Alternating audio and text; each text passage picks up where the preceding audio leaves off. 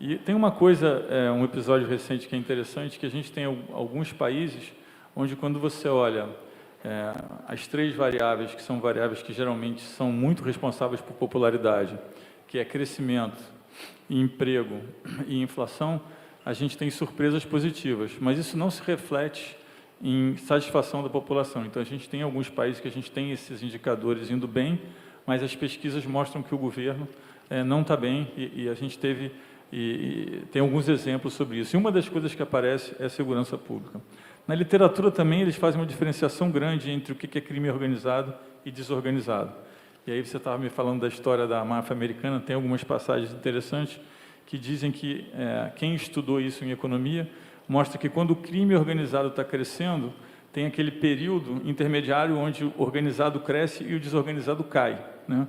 E aí até você chegar num ponto onde o organizado começa a brigar entre si, e aí o desorganizado sobe, aí é a percepção que as pessoas têm.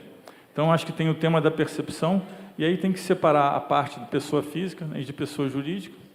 E eu acho que aí é importante a gente falar um pouco de duas coisas. Primeiro, para a empresa, academicamente falando, e na literatura tem muito isso, as empresas olham o crime, principalmente o crime organizado, principalmente quando se espalha na esfera pública, como um imposto, né? Então, eu vou entrar num lugar, eu tenho um imposto, porque eu tenho um custo extra, e é um imposto que eu tenho incerteza em relação a ele. Então, eu não sei como vai começar e quando vai terminar. Então, é como se tivesse um custo de operar, né, adicional. Um outro ponto que também é muito mencionado é que gera uma assimetria de informação. Então, se eu tenho crime organizado em algum lugar, a empresa que vem de fora sabe menos sobre aquilo, então ela tem menos vontade de estar naquele lugar, isso favorece quem já está no lugar, isso também atrapalha a parte competitiva da economia, né? Isso também se mostra bastante presente. E, por último, é um tema de alocação de recursos, né?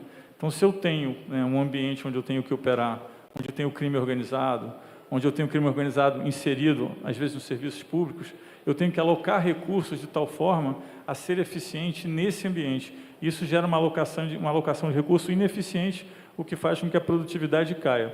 Então, nesses ângulos é onde a gente entende que afeta bastante a economia. No caso do Brasil, é presente, você mencionou também o caso do México, onde hoje o México está recebendo muito investimento, né, com esse movimento de nearshoring, friendshoring.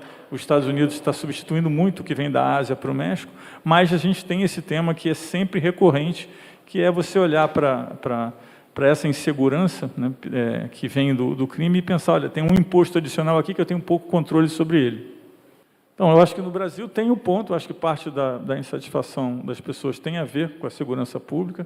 As grandes cidades, como foi mencionado, parece que é mais aparente, mas nas empresas, como foi descrito aqui, eu acho que está em toda parte. Isso faz com que empresas de fora tenham que olhar para essa dimensão como um custo adicional, e o que eu vejo que preocupa é que você tem uma alocação de recursos totalmente ineficiente.